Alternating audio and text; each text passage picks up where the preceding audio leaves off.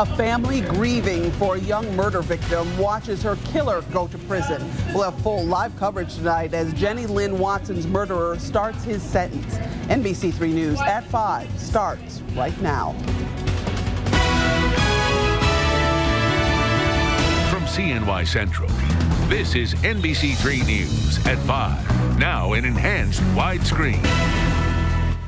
Good evening. I'm Jackie Robinson. 21-year-old Stephen Piper will spend at least 23 years in prison, but the judge who sentenced him today says that minimum isn't enough. He says Piper should spend the rest of his life behind bars.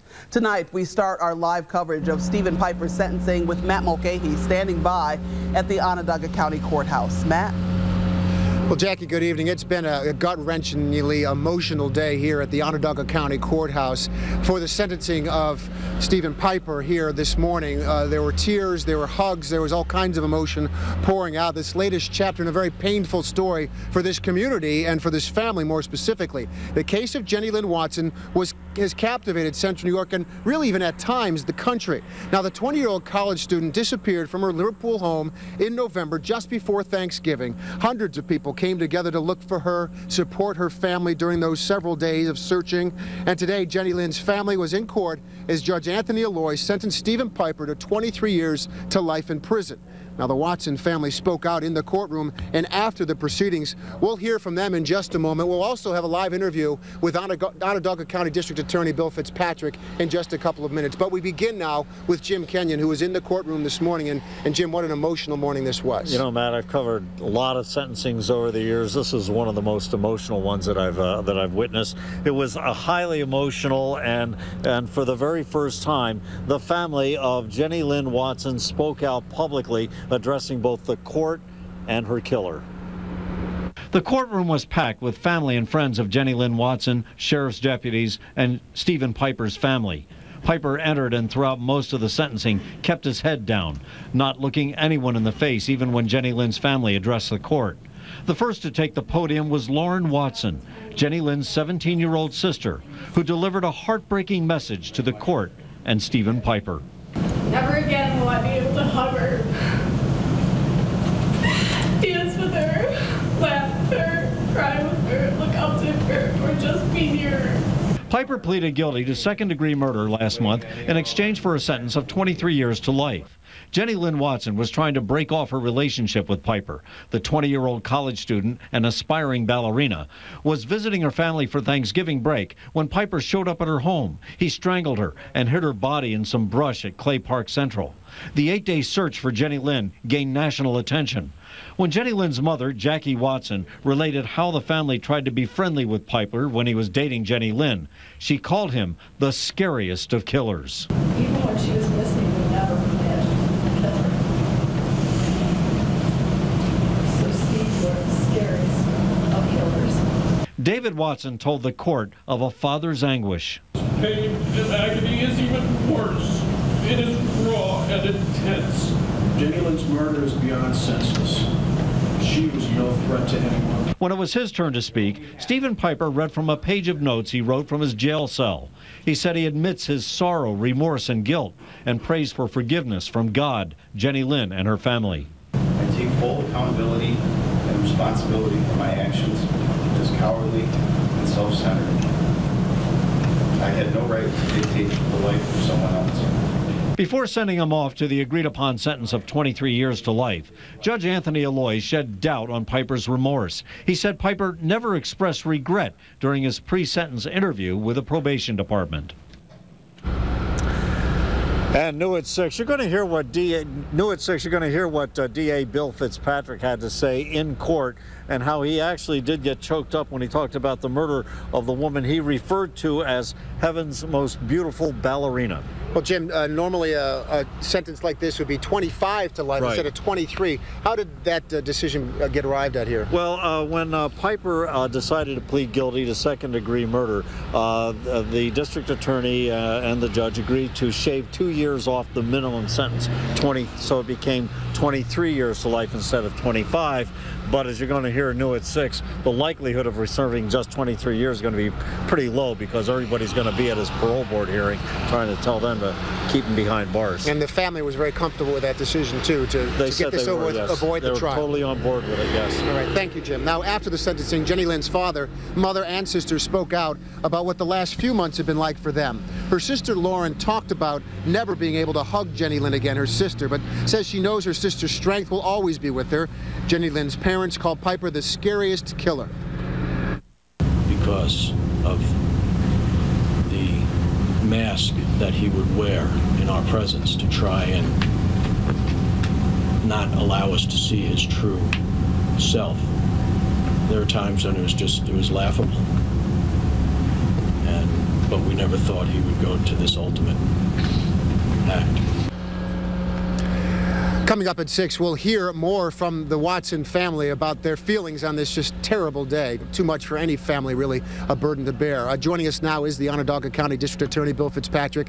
Thanks for being here tonight. A draining day for you and everyone involved, I would assume. Absolutely, but you know, ultimately it was a good thing. I think the Watsons finally had a chance to speak out, not only to Piper, but also to the community. It was really important for them to thank everybody that had been so supportive in not only searching for their daughter, but in supporting them as well. It's interesting the approach you took in court today. You were really not talking so much to today's courtroom, but to that parole board 23 years from now. Why did you take that attack? Yeah, it's interesting. You know, the people that we're talking to are in diapers now.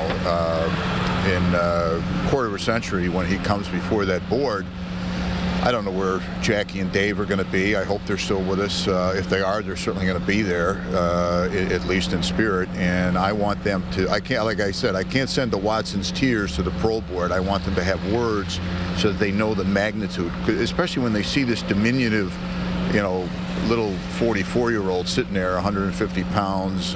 They have to know the evil that he did. What do you think of Mrs. Watson's summary of him, saying that he's the worst kind of killer, the kind you don't even see coming? Well, that's very sound reasoning on her part. We all have stereotypes of what a killer is supposed to look like, you know, Jack the Ripper or Frankenstein or something like that. And the reality of it is, Piper is just everybody. He could be, you know, walking down the street, you wouldn't pay him a second glance. And yet, look at the consummate evil that he did on November the 19th. So Jackie's words were very, very prophetic. And finally, why was it that this was a murder, a crime that did capture so much attention, captured the hearts of Central New York, all the people out searching, all the attention nationally? What was it about this crime to Jenni-Lyn Watson? I think it's the realization by most people that we feel safe in our homes, we live in a decent neighborhood. Our daughter is doing great. She's at college. She's got a fabulous career in front of her, and yet, in an instant, all of that is gone forever. As long as Dave and Jackie and Lauren are alive, there will be an emptiness, and that, I think that is what resonates with people. It could have happened to anybody. Thanks for joining us tonight. Okay, we appreciate that on a difficult day for everyone involved. Now, our live coverage will continue throughout the next hour and a half. Coming up at 5:21 tonight, a look at Jenni-Lyn Watson's life and who she was. Then at 5:30, hear from Under Sheriff Warren Darby, who was the one leading that search for Jenni-Lyn. And then at 6 o'clock, how you can help preserve Jenni-Lyn's memory, something that was done here quite vividly today. Such great words from her younger sister, who is here talking about her older sister, who she misses dearly but has such fond memories of her. We'll tell you more about that coming up a little bit later on. Jackie? Thanks, Matt. Our hearts certainly go out to the family. And continuing with today's news, a new storm system is heading towards central New York, and it could bring both snow and rain. I'll be back with lots more in a few minutes. Thanks, Wayne. New tonight, you can now get a refund if you were a member of a gym that suddenly shut down. The New York State Attorney General announced a settlement today with Curves International, which operated Curves Health Club. 60 gyms across the state, including several in central New York, closed without notice in 2009. People who had prepaid for memberships were out of luck, and now Curves is setting up a reimbursement fund. For details on how to get your refund, just log on to cmycentral.com. A Liverpool landmark is coming down. Demolition started today on the Galeville grocery store on Old Liverpool Road this morning. Tearing down the building will make room for a new Burn Dairy. The Galeville store was open for about 150 years before the sale to Burn Dairy. And new at 5, a New York senator wants to crack down on the theft of prescription drugs. Senator Chuck Schumer says the theft of drugs from warehouses and cargo trucks is up 350%, and now he wants stricter sentences for people who steal or sell prescription drugs. Schumer says this kind of theft fuels both addiction and more crime. As gas prices continue to rise, many people are looking for ways to save at the pump. Coming up, where gas prices stand now, and Caitlin Nuclo gives us some tips on how you can make the most out of your mileage. Plus, how a Facebook post from his ex-girlfriend landed a Utica man in handcuffs. You're watching NBC3 News at 5. And of course, I'm now on Facebook at cnycentral.com. That's the latest from the weather outside. Thank you, Wayne. With gas prices going higher each day, many Central New Yorkers are looking for ways to save at the pump. Right now, the average price for a gallon of gas in Syracuse is $3.65. That's up 2 cents from yesterday, 15 cents from 1 week ago, and 35 cents from last month. New tonight at 5, Caitlin Nuclo shows us some ways that you can ease the pain at the pump. Caitlin. Well, Jackie, many drivers we're talking to today say these rising gas prices are tanking their bottom line, and they are taking new measures to get the most miles for their money. Taking some tips from AAA that says slowing down could help you save. And most cars driving above 60 miles per hour uses more gas. AAA says every 5 miles per hour you do over 60 is comparable to paying an additional 20 cents per gallon for gas. Drivers should also avoid quick starts or sudden stops and keep up with routine maintenance. Checking your tire pressure and changing your oil regularly can help your fuel go a little further. At home, you got to consolidate trips, and here at work, the same thing. You want to go to, if you go to Utica, you want to set up as many stops as you can between here and Utica, and you just can't go all over these days. You got to consolidate and do what you can to stretch every mile. It's ridiculous. Every week it seems like it keeps going up, There ain't really much we can do, but do a little complaining, but what you know to do. Take my time. Now, coming up new at 6 tonight, we go for a ride with Syracuse Police. It's your tax dollars that fill up their tanks, and with more than 300 cars in their fleet, well, fuel costs add up quickly. We'll see how they are trying to stretch your buck and get the most miles. Jackie. Well, you can always find the lowest gas prices online. Go to cnycentral.com for a link to the Gas Buddy website. You'll find it under tips and links. A community came together this morning for an important send-off. Coming up, why complete strangers came to say goodbye to the men and women on this bus. Plus, Matt? Well, Jackie, coming up, we'll take you back to Jenni-Lyn Watson's life, tell you all about the 20-year-old that Central New York fell in love with when they were searching for her just after the Thanksgiving holiday. We'll be right back with more on that. And welcome back to NBC3 News at 5. Right now, we're following a story that caught the nation's attention. Tonight, Stephen Piper is starting his 23 years to life sentence for killing 20-year-old Jenni-Lyn Watson. Matt Mulcahy is live at the Onondaga County Courthouse right now with a look back at Jenni-Lyn's life. Matt? Well, Jackie, we all remember that time late in the fall when Jenni-Lyn Watson disappeared and hundreds of people came out to help search for her. During that time, we also learned a little bit about her. We got a glimpse into the life of the girl we became to know as our own girl next door. Now, Jenni-Lyn's friends and family say she was a girl with vision, someone who always had a smile on her face. And her friends, of course, remember what a terrific dancer she was. Her MySpace page was full of pictures of her during rehearsals and performances. Jenni-Lyn was studying to be a ballerina at Mercyhurst College in Pennsylvania. Well, faculty and her fellow students there say she was part of a truly tight-knit community within the dancing school. The school had a vigil in Pennsylvania simultaneously with the one here in Central New York. Her dance instructors say they kept waiting for her to dance right back into their lives, but of course that never happened. Well, on her MySpace page, Jenni-Lyn wrote that she's usually pretty happy, especially at college. Those were good times for her. She included a quote that said, "Life is too short to be unhappy. You have to take the good with the bad. Smile when you're sad." Now her family is trying to turn Jenni-Lyn's words and a way to help others, too. A foundation named for Jenni-Lyn raises money to pay for dance scholarships for those who love dancing but can't afford to pay for the cost of studying it. You can find out how to donate to that on the website, cnycentral.com. In fact, her mother today was very proud when she was talking about how the donations had poured in her daughter's name and hope that her memory can live on through that scholarship. Jackie? Thanks, Matt. A Utica man is facing charges tonight after police say he beat up his ex-girlfriend for what she wrote on Facebook. 24-year-old Timothy Hand is charged with harassment and criminal contempt. Investigators say he jumped on top of a woman and punched her because she wrote on Facebook that she wanted to be single. There was already an order of protection against Hand, along with 2 warrants for previous domestic violence incidents. There's an old wives' tale that a ringing in your ears means someone's talking about you, but for many people, it's a sound they want to get rid of. Coming up, how this sound can help get rid of the ringing.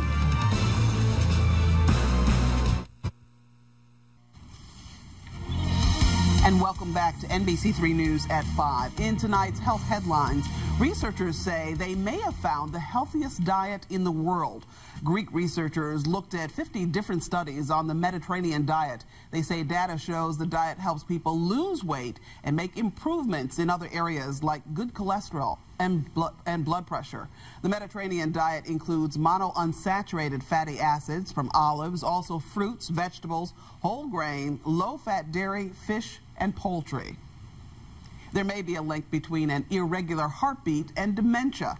A new study finds stroke patients with an irregular heartbeat are twice as likely to develop dementia as those with a normal heartbeat. Researchers say although there appears to be a link, more studies are needed to figure out if that link expands beyond stroke patients.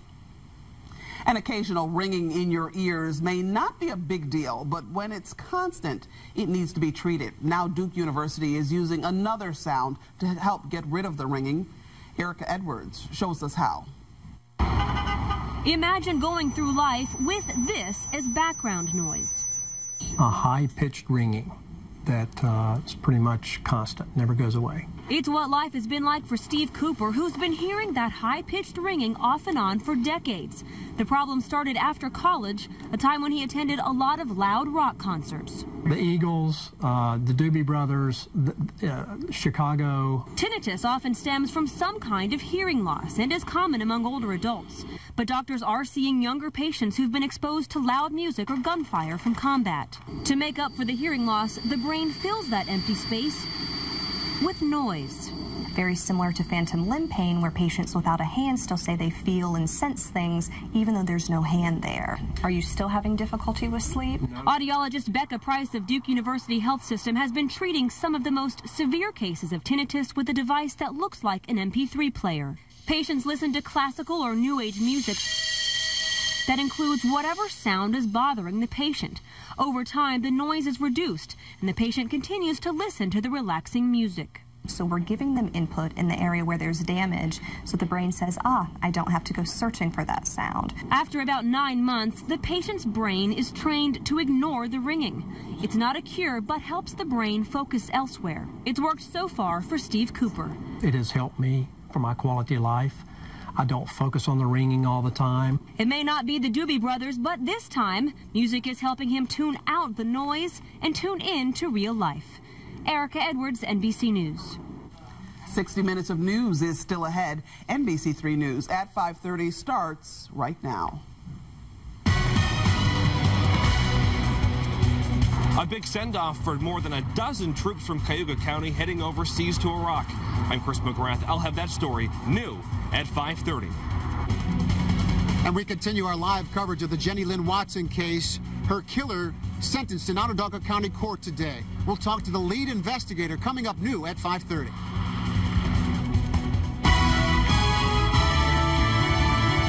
From CNY Central, this is NBC3 News at 5:30. Now in enhanced widescreen. The big story right now, the sentencing of Stephen Piper. Good evening. I'm Jackie Robinson. I'm Matt Mulcahy, live at the Onondaga County Courthouse, where our coverage continues of the Jenni-Lyn Watson case and the sentencing of Stephen Piper today. The pain will linger for the families who are here today forever, but the case did wrap up in Onondaga County Court early this morning. Stephen Piper was sentenced to 23 years to life behind bars in a plea arrangement. Now, as part of this deal, he admitted strangling 20-year-old Jenni-Lyn Watson inside her Liverpool home last November. She's his former girlfriend. Watson was a graduate of Liverpool High School and a dance student at Mercyhurst College in Pennsylvania. Stephen Piper was sentenced to 23 years to life behind bars. In court, Piper said he takes full responsibility for his actions and said he had no right to take someone else's life.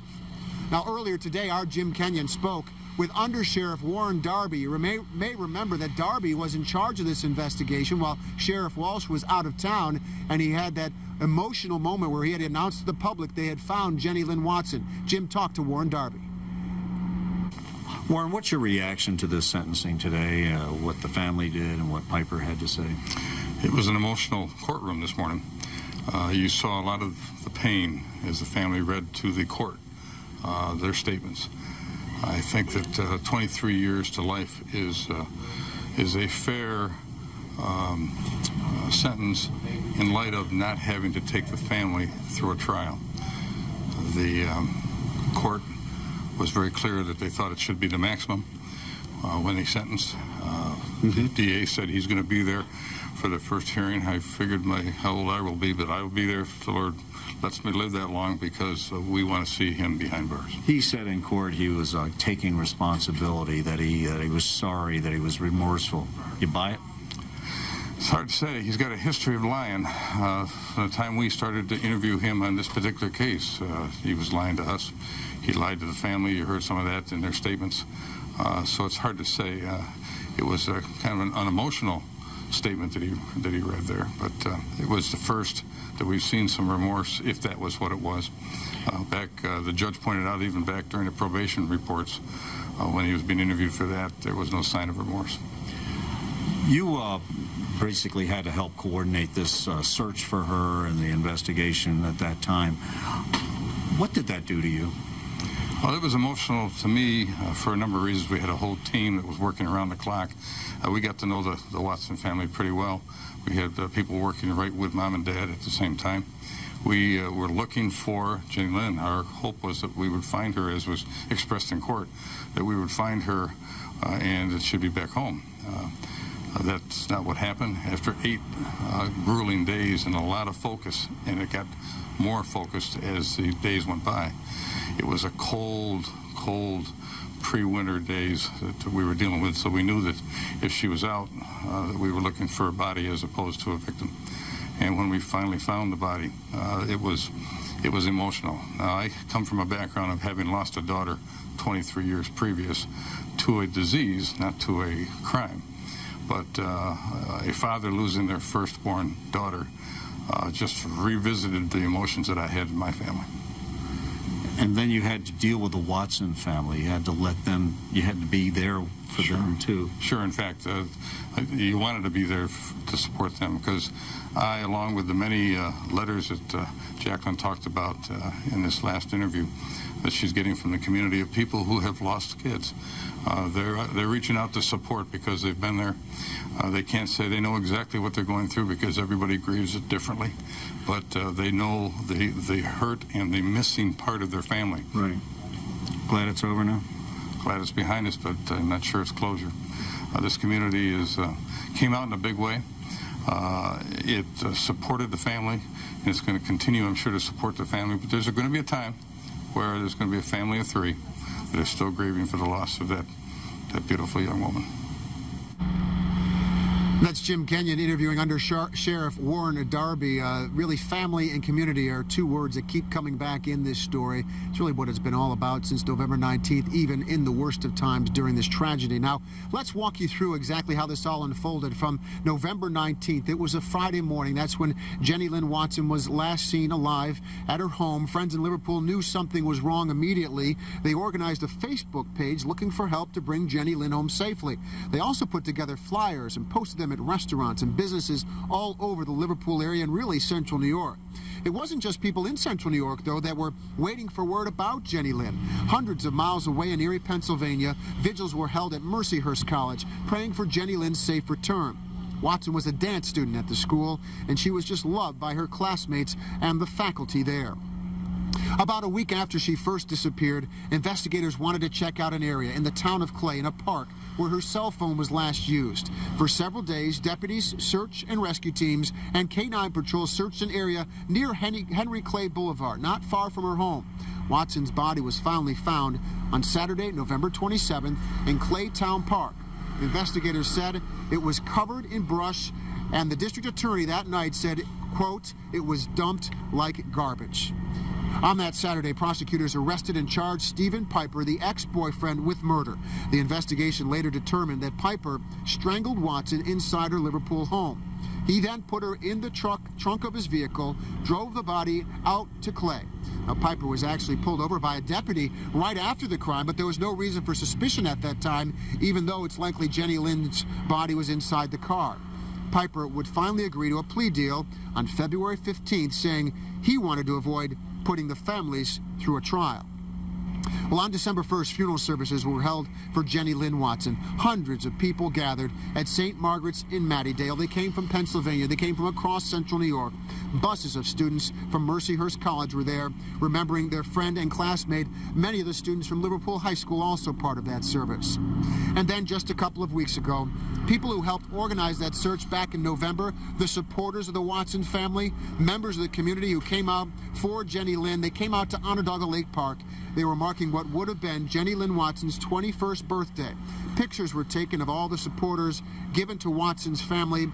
They released those balloons of her favorite colors up into the sky over Liverpool, her hometown, the Butterfly Garden of Hope in loving memory of Jenni-Lyn Watson. Such an extensive timeline over such a short period of time, and now the Watson family said there is no such thing as closure. They plan to live with this for the rest of their lives, the agony and also the beautiful memories of their daughter. Jackie? Just a heartbreaking story, Matt. A young life cut short. Thank you so much. Taking a live look above downtown Syracuse tonight, it was a quiet day today, but